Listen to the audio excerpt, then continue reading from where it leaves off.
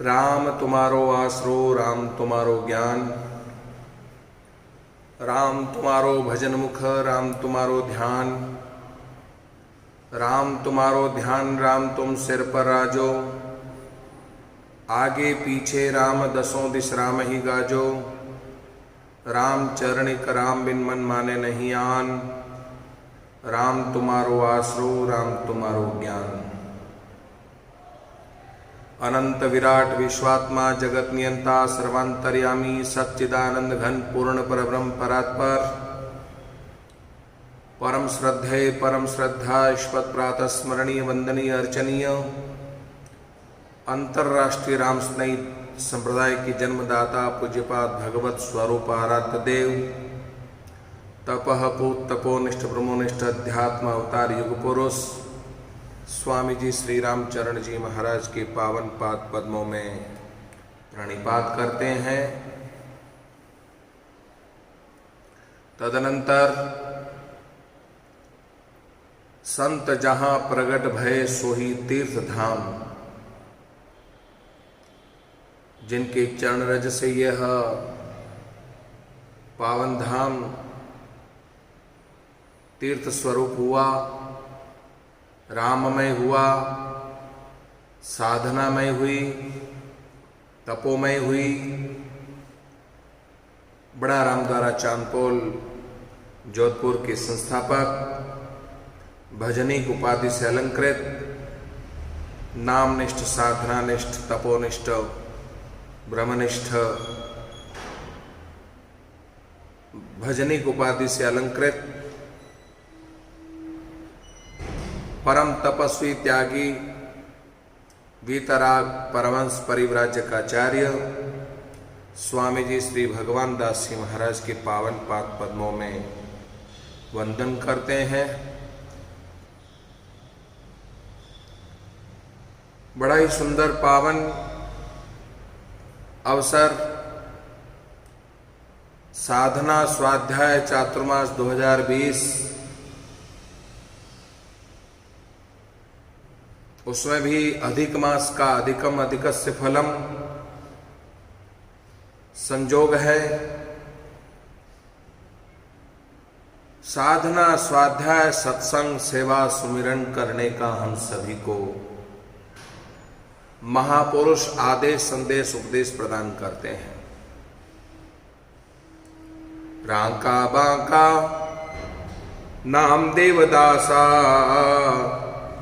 जिनके एक राम विश्वासा, राम बिना दूजो नहीं जाने, जग में रहेर उलटी ताणे। तुलसी पत्र लिख्यो रकारा, तासम और नहीं कोई भारा। सब ही द्रव्य धर्म भयो हल को, राम बिना भोडल को भल को।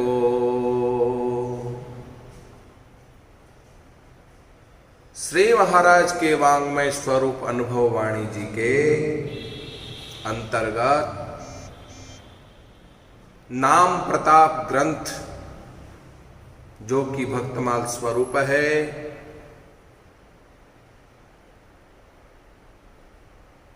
नाम का चिंतन, नाम की महिमा, नाम का प्रताप, नाम में निष्ठा, नाम में श्रद्धा, नाम में विश्वास कैसे पैदा हो, ये भक्तों के चरित्र श्रवण करने से, भक्तों की नाम प्रीति, नाम रति को आत्मसात करने से ही, इन दिव्य प्रसंगों को श्रवण करने से ही भक्तों की भक्ति के रंग में रंग कर नाम में निष्ठा जागृत हो जाती है।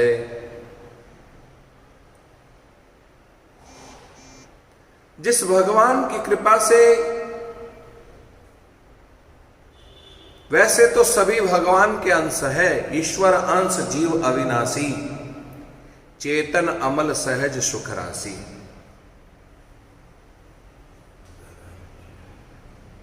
पर वामदेव जी की पुत्री, वामदेव जी के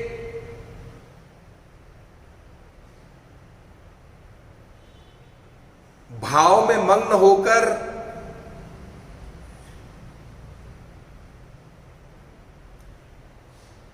भगवान ही सब कुछ है और वही हमारा असली पति है,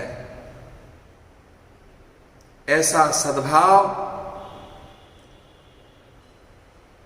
केवल कहने और सुनने से नहीं, प्रत्यक्ष प्रमाण है यह कि अपना संबंध भगवान के साथ जोड़ा।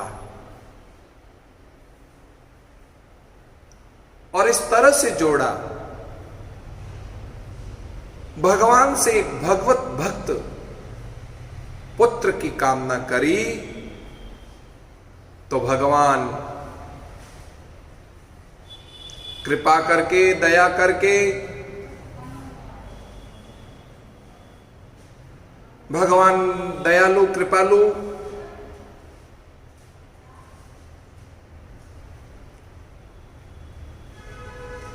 ने अपने अंश से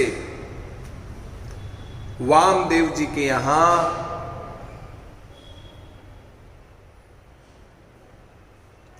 नामदेव जी की बेटी के गर्भ से साक्षात भगवान का अंश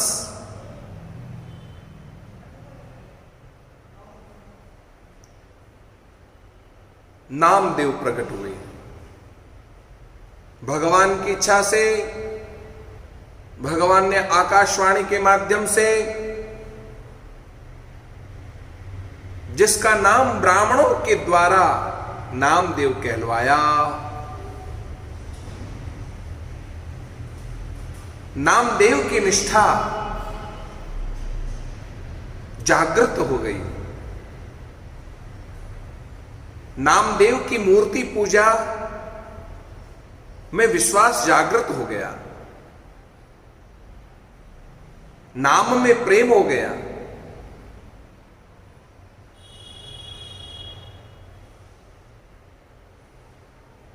बार बार अपने नाना से कहते, नाना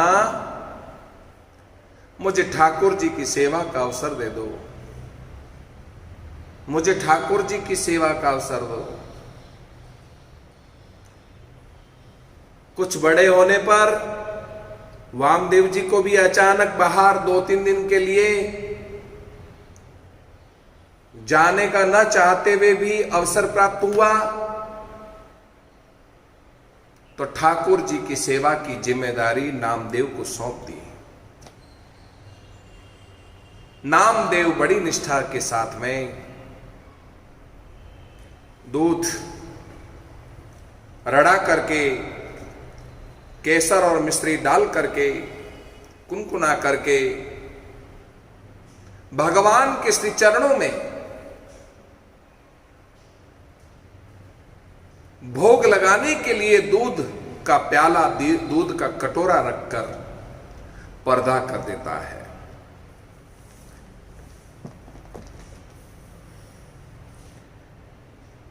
भक्तमाल में कहते हैं, ऐसे दिन बीते दोय राखी ही, ये बात गोय रही ओ निसी सोय, ए पे नींद नहीं आवही। भयो जो सवारो फिर वैसे ही सुधार लियो, हियो कियो गाढ़ो जाय धरियो पियो भावही।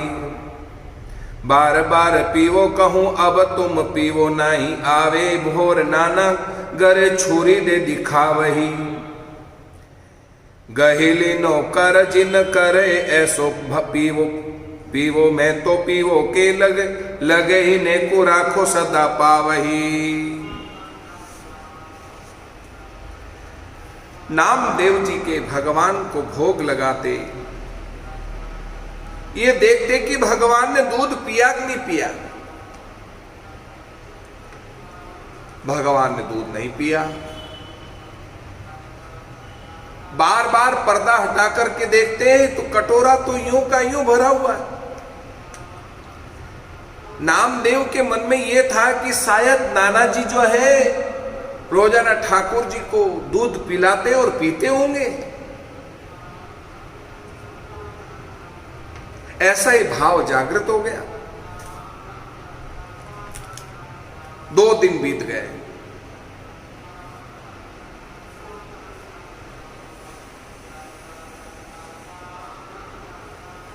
दूध पीने की प्रार्थना करी।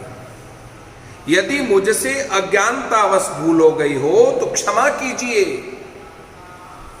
यदि मेरे रहने से आपको संकोच होता है तो मैं कहीं दूर चला जाऊं। शायद मेरे सामने आप दूध नहीं पीते होंगे। कहीं कोने में जाकर के छिप गए। कुछ घंटों के बाद में वापस आए, पर्दा हटा करके देखा तो दूध तो त्यों का त्यों है, परंतु ठाकुर जी ने दूध नहीं पिया। तब इन्होंने दूध उठाकर गैया को डाल दिया। अत्यंत दुखी होकर मन में विचार करने लगे, मालूम पड़ता है कि मैया ने जल्दी कर दी है। दूध ठीक से जो है रड़ा नहीं था। शाम को दूध औटाकर और भी गाढ़ा किया तो भी नहीं पिया। तो दूसरे सोचा शायद मिस्त्री बहुत कम होगी इसलिए नहीं पी रहे। ऐसे भी कभी केसर की कमी तो कभी इलायची की कमी, कभी कम होने की कमी, अधिक होने की आशंका करते। इस तरह से करते करते नामदेव जी को 2 दिन बीत गए और इधर ठाकुर जी ने दूध नहीं पिया। मैया खाने को कहती, नामा, ओ नामा, आ जाओ, भोजन कर लो। किसी न किसी प्रकार का बहाना बना करके कह देते मुझे भूख नहीं है। मां समझाती दूध पी लिया होगा बेटा। शायद मां ने यह सोचा होगा क्योंकि ठाकुर जी को दूध चढ़ाते हैं, दूध तो बाद में तो प्रसाद है, ये तो शायद दूध पी लिया होगा तो भूख सतमा समाप्त हो गई होगी, नींद नहीं आ गई। ठाकुर जी के दूध न पीने की चिंता, दूसरा भूख, तीसरा नाना जी के अप्रसन्न होने का भय, और चौथी बात इसलिए नींद नहीं आ रही है कि कहीं ये सेवा कहीं मेरे हाथ से छूट न जाए। आज हृदय में बड़ी दृढ़ता, मन में दृढ़ संकल्प है, या तो प्रभु दूध पीवे नहीं तो मैं छुरी मारकर मर जाऊंगा, और पी ले तो अच्छी बात है, नहीं पिएंगे तो फिर आज मैं अपनी छुरी से अपने आप को मार डालूंगा। नामदेव जी दूध को तैयार करके, औटा करके, रड़ा करके, केसर, मिश्री, इलायची, तुलसी का पत्ता वगैरह सब डाल करके भगवान के सामने, आप दूध नहीं पीते, कल प्रातःकाल नाना जी आ जाएंगे, वे मुझसे रुष्ट हो जाएंगे, फिर कभी सेवा मुझे नहीं देंगे, इसलिए ऐसे जीने से तो मरना ही अच्छा है। ऐसा कहकर छुरी निकाली और भगवान को दिखाकर अपना गला काटने के लिए गले पर छुरी चलाना ही चाहते थे कि भगवान ने हाथ पकड़ लिया और कहा, अरे ऐसा मत करो, मैं अभी दूध पीता हूं, अभी दूध पीता हूं। यह कहकर भगवान दूध पीने लगे।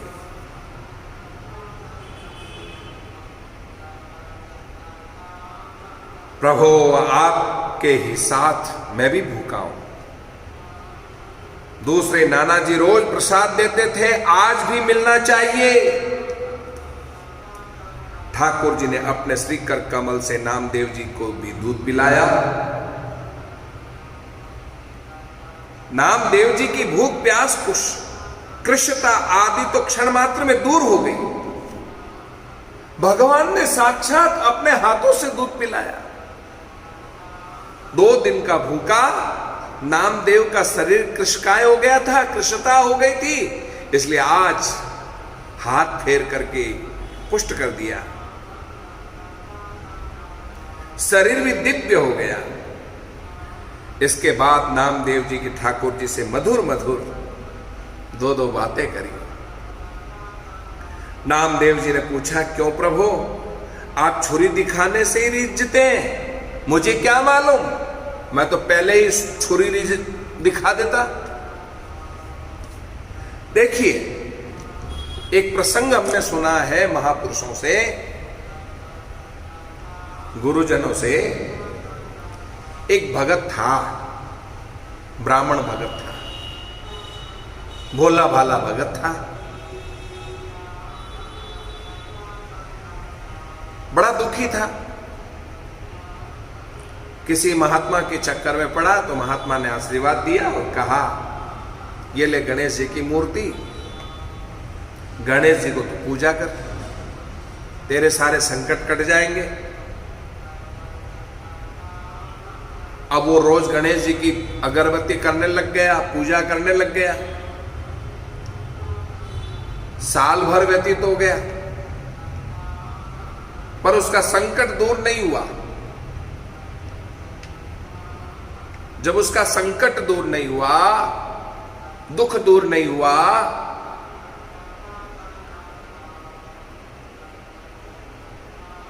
तो एक और कोई महात्मा मिल गए रास्ते में।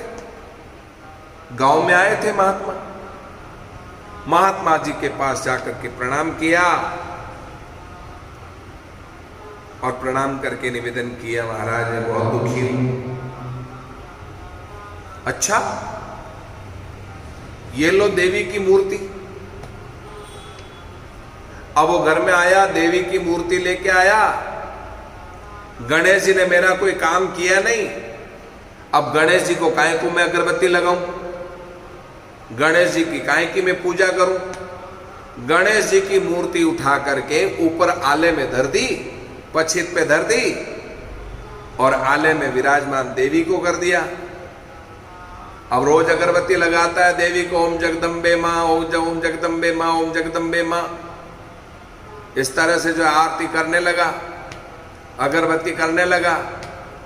अब एक बार क्या है कि धूप दीप करते करते करते अचानक उसका ध्यान गया कि धूप जो की गंध जो है वो धुआं ऊपर जा रहा है। अरे गणेश जी, आपने मेरी जो है कुछ काम किया नहीं, मेरा संकट दूर किया नहीं। मैं लगा रहा हूं धूप दीप देवी को और गंध आप ले रहे हैं। क्यों? जब मेरा काम नहीं किया, मैं आपको धूप दीप नहीं करता हूं, तो आपको गंध भी लेने की क्या जरूरत है? तुरंत जो है रुई मिल गई इधर उधर से और रुई लेकर के गणेश जी के सूंड में ठूस दी। और जैसे ही सूंड में ठूसी तो गणेश जी प्रकट हो गए। वाह प्रभु वाह, मेरे को क्या पता, 1 साल तक मैंने आपको धूप दीप लगाया, अगरबत्ती लगाई, आप राजी नहीं हुए, प्रसन्न नहीं हुए। रुई ठूसने से आप प्रसन्न होते हैं तो मैं पहले रुई ठूस देता।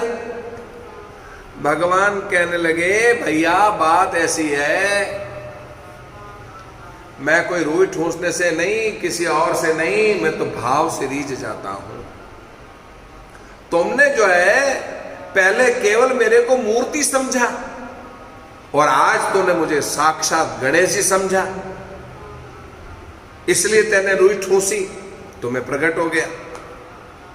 तो कहने का अभिप्राय है कि नामदेव जी ने भी जो है छुरी दिखाई। दूध पीते हो कि नहीं पीते हो? भगवान उसी वक्त जो है प्रकट होकर के नामदेव के हाथ से छुरी को छीन लिया और कटोरा लेकर के गट गट गट गट गट गट गट दूध पान कर गए। तब नामदेव जी कहने लगे, वाह प्रभु वाह, मेरे को क्या पता आप जो है छुरी दिखाने से प्रकट होते हैं। प्रतिमा मंत्र तीर्थेषु देवज्ञे भेषजे गुरु यादृशी भावना यश सिद्धिर भवति तादृशी। यही तो कहा गया है। आए वामदेव पाछे पूछे नामदेव जूसो दूध को प्रसंग अतिरंग भरे भाकिये। मौसो न पीछान दिन दोये हान भई स तब मान डर प्राण तज्यो चाहो अभिलाषिये। पायो सुख दियो जब ने को राख लियो मैं तो जियो सोनी बातें कही प्यायो कौन सिखा साकिये। धरियो पे पिए अरियो प्यायो सुख पायो नाना या में ले दिखायो भक्ति वस रस चाखिए। चौथे दिन वामदेव जी गांव से लौटकर आए। वामदेव जी से साधकों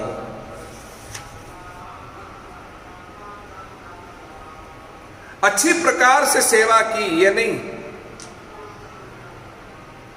इन्होंने अत्यंत प्रेम रंग से भरकर दुग्धपान चरित्र का वर्णन करते हुए कहा, मेरी और भगवान की जान पहचान नहीं थी नाना, मेरी और भगवान से कोई जान पहचान नहीं थी। इस कारण 2 दिन तक तो बड़ी हानि हुई।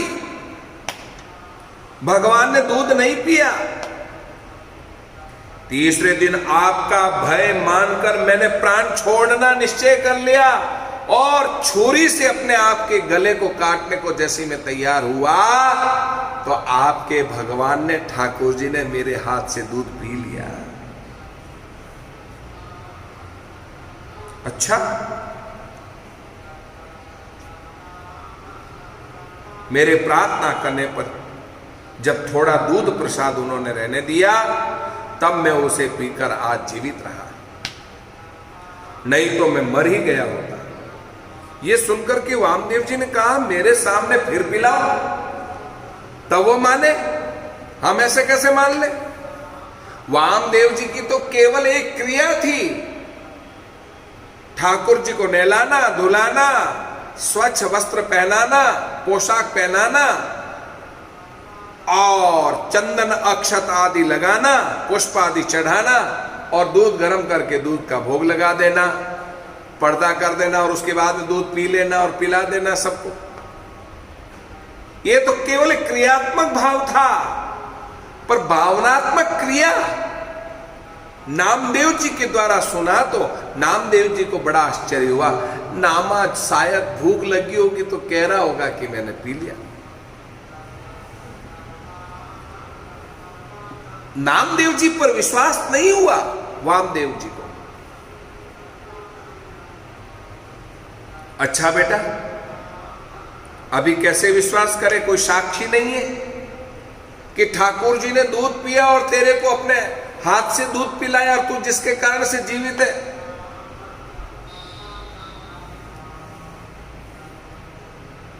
नामदेव जी ने उसी प्रकार दूध तैयार करके भगवान के सामने रखा, पर भगवान ने नहीं पिया। तब अड़ गए। उसी प्रकार छुरी निकालकर गला काटने को तैयार हो गए। कल पीकर आज नाना जी के सामने मुझे बहुत झूठा बताना चाहते हो। आपको दूध पीना ही पड़ेगा। बालक के प्रेम हट को देख करके प्रसन्न होकर के भगवान ने वामदेव जी के देखते देखते दूध पी लिया। अरे वाह! प्रसाद नामदेव जी को पिलाया। वामदेव जी ने सोचा मैंने जीवन भर सेवा की पर दर्शन नहीं हुए, आज बालक के प्रभाव से दर्शन हुए, इसलिए उन्होंने बड़ा सुख पाया। इस प्रसंग के द्वारा भगवान ने दिखला दिया, मैं भक्त के वश में होकर अपने प्रेम के कारण अर्पित भोग को ग्रहण करता हूं। पत्र पत्रम पुष्पम फलम तोयम यो मे भक्त्या प्रयच्छति ही। गीता में कहते हैं कोई भी प्रेम से, भक्ति भाव से यदि कोई प्रसाद चढ़ाता है, तुलसी का पत्ता भी क्यों नहीं हो, थोड़ा सा जल समर्पित कर देता है, फल समर्पित कर देता है, पुष्प अर्पित कर देता है, तो मैं राजी हो जाता हूं, रीझ जाता हूं। मैं तो भक्तों के प्रेम में वश में हूं। गाड़ी भरे सामान पर नहीं रीझता, रीझ जाता हूं तुलसी के पत्ते पर, केवल तुलसी के पत्ते पर रीझ जाता हूं।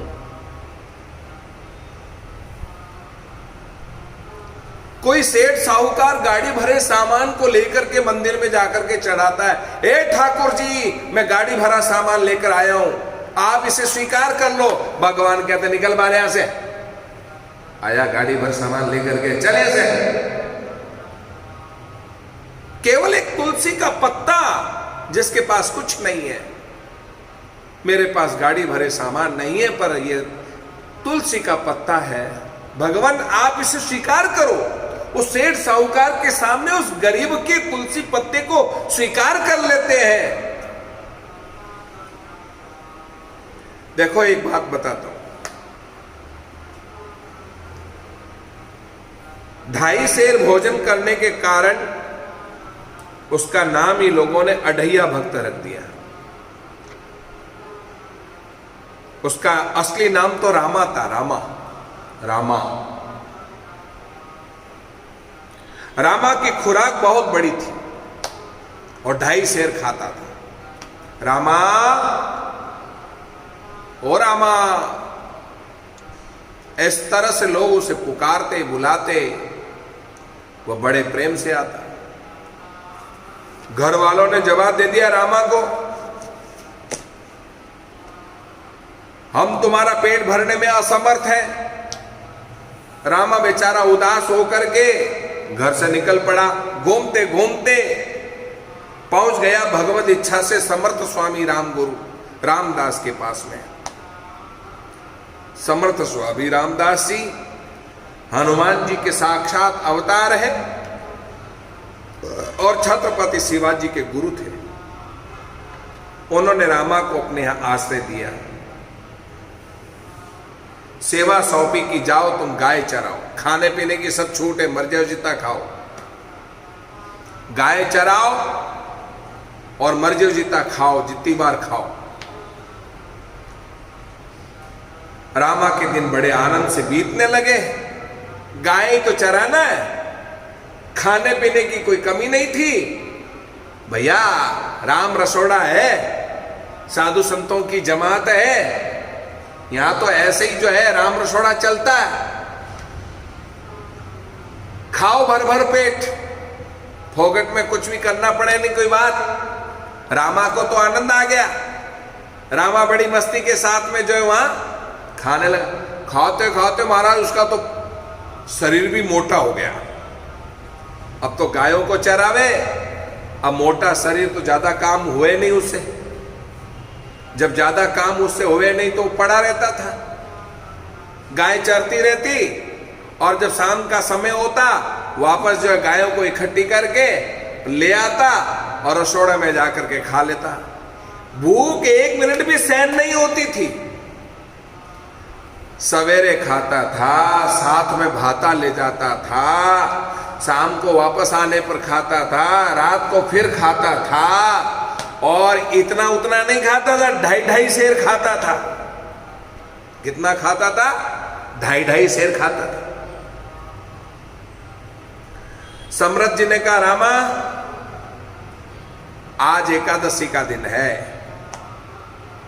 हम लोग तो व्रत करेंगे, तुम्हारी क्या राय है? उसने हाथ जोड़ करके कहा गुरुदेव मेरे से तो भूखा नहीं रहा जाएगा। कोठारी भंडारी इधर आओ।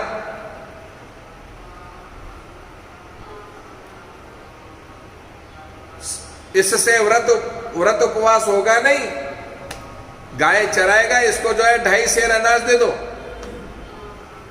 हमारे यहां आज रसोड़ा चलेगा नहीं, यह अन्न पकेगा नहीं, इसलिए 2.5 सेर अनाज ले जाओ, आटा ले जाओ, नमक मिर्च ले जाओ, दाल ले जाओ, चावल ले जाओ, और वहीं कहीं गांव में जंगल में देख लेना, वहीं बना लेना और खा लेना। पर हाँ देखो, पहले भगवान को भोग लगाना। जी, दिलवा दिया। जंगल में ही बाटी भरता बना लेना, परंतु देखना ठाकुर जी को भोग लगाना। रामा ने स्वीकारात्मक सिर हिलाया और चल दिया गायों को लेकर जंगल में। रामा को आज बड़ा हर्ष हुआ, आज ठाकुर जी को भोग लगाऊंगा। गायों को जंगल में चरने को छोड़ दिया, स्वयं लग गया भोजन बनाने में। बड़े प्रेम से बाटी बनाई, भरता बनाया, ठाकुर जी को भोग लगाया। हे ठाकुर, ब्रह्मार्पणम ब्रह्मावीर ब्रह्मांडो ब्रह्मणाहुतम ब्रह्मयो तेन गंतव्यम ब्रह्म कर्म समाधिना। राम कया सुखो उपजे, कृष्ण कया दुख जाए, महिमा महाप्रसाद की पाओ भोग लगाए। बस प्रार्थना करी और भगवान राम जी प्रकट हो गए। ले, भगवान तो सच में आ गए। चलो भाई, आधा भगवान ने खाया और आधा जो है रामा ने खाया। राम जी तो चले गए। रामा को लगा भगवान तो बड़े अच्छे हैं, बुलाते ही आ गए और प्रसाद भी छोड़ गए। पर रामा को एक बात खटक गई, 2.5 सेर तो कम पड़ा भाई, आधा तो वही खा गए, मैं तो भूखा ही रह गया। चलो जैसे तैसे करके उसने जो है उस दिन भूख को सहन किया और फिर वही गाय चराने लगा, राम रसोड़े में जिमने लगा। फिर 15 दिन बाद फिर एकादशी आई। रामदास जी ने कहा कि देखो भाई, गुरु जी ने कहा भाई देखो कोठारी भंडारी, इसको 2.5 सेर अनाज दे दो। नहीं, 2.5 सेर से कुछ काम नहीं चलेगा, क्योंकि पिछली बार भी जब मैंने भोग लगाया तो ठाकुर जी आगे आए तो आधा तो वो पा गए, मेरे लिए बचा कुछ रहा, इसलिए आप डबल दे दीजिए। अच्छा भाई, रामदास जी को इतना ज्यादा विश्वास नहीं हुआ, चलो आधा डबल दे दिया। ठाकुर जी को भोग लगाना हो, हाँ जी। जंगल में गया और 5 सेर का जो है बढ़िया अच्छा सा भोजन तैयार किया, ठाकुर जी को याद किया। ब्रह्मार्पणम ब्रह्मवीर ब्रह्मांगनो ब्रह्मणाहुतम ब्रह्मैव तेन गंतव्यम ब्रह्म कर्म समाधिना। इस बार राम जी अकेले नहीं आए, सीता जी साथ में आई। बाप रे, मेरे को क्या पता, ये तो सीता जी साथ में आ गई। चलो, सीताराम पधारे, उन्होंने भोग लगाया। भैया भगवान तो भाव के भूखे हैं, इसलिए बड़े प्रेम के साथ में जो है उन्होंने भोग लगाया और बड़े प्रेम से जो है आरोग लिया। आरोग करके वापस जो है चले गए। लेकिन अब थोड़ा सा ही छूट गया था।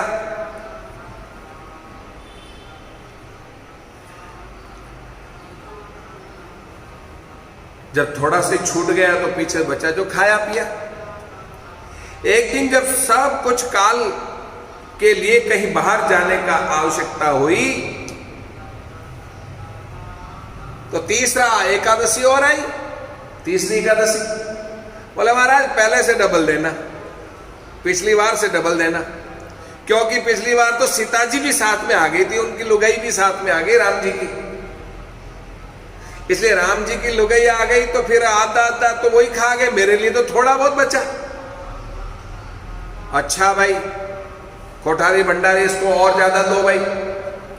इस बार सीताराम जी नहीं, इस बार तो सीताराम जी के साथ में लखन जी भी आ गए। ले 3 आ गए, बनाया 3 जने के लिए और हम हो गए 4 जने के लिए। सीताराम लखन जी से कहा थोड़ा थोड़ा खाना, मेरे लिए भी बचा के रखना। बड़े प्रेम से जो है भोग लगाया भगवान को।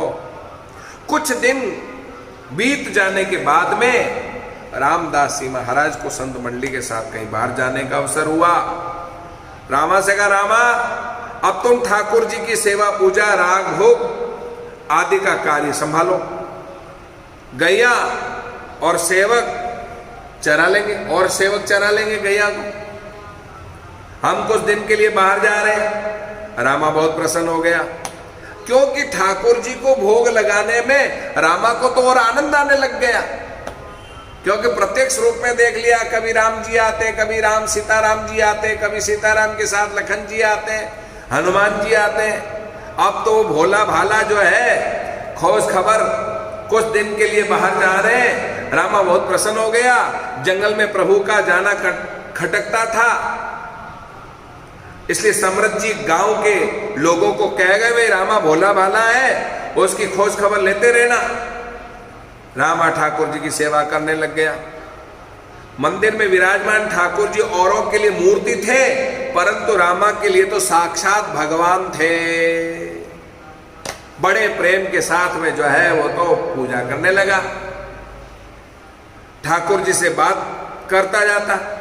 कभी कभी दर्शन करने के में इतना तन्मय हो जाता था कि बस तल्लीन हो जाता था, समाधि लग जाती थी।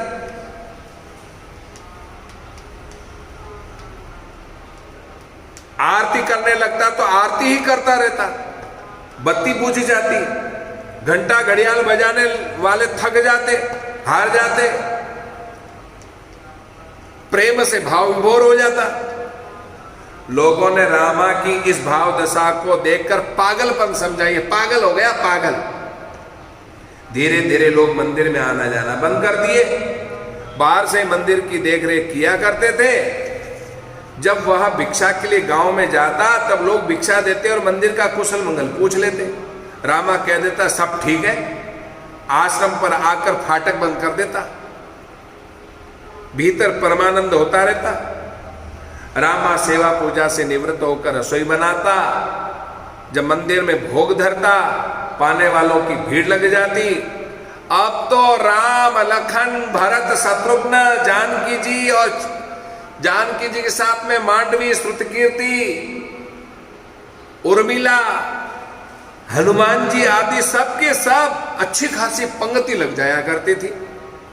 रामा ने अनुभव किया कि भाई करने वाला तो मैं एक और खाने वाले इतने सारे, अपने तो बनाओ ही मत, अपने तो सीधा सामान लाके धर दो। ये फोगट में आकर के इतनी इतनी देवियां आकर के खाई जाती है, तो भगवान को अक्ल नहीं है कि ये इस तरह से जो है खाने के लिए आ जाते मेहमान बन करके। एक दिन हाथ जोड़ करके कहा, मनमानी भिक्षा लाद दिया करूंगा। दादा ओ लक्ष्मण, जल आदि की व्यवस्था करना, हनुमान जी लकड़ी आदि की जुटा देंगे, जानकी जी रसोई बना दिया करेगी। इस प्रकार सब लोग मिलजुल कर सब कार्य कर लेंगे तो अच्छा रहेगा, मैं अकेला हूं, थक जाता हूं। राम जी ने कहा, मुझे तो तुमने कोई कार्य बताया ही नहीं। रामा ने हाथ जोड़कर कहा, जय जय, आप तो सिंहासन पर विराजमान रहिए, आपकी कृपा से सब हो जाएगा। कुछ दिन बाद जब समर्थ स्वामी रामदास जी आए तो पहले गांव वालों से मिले, सबने रामा की कहानी सुनाई। समर्थ जी आश्रम में आए तो देखे सचमुच फाटक बंद था।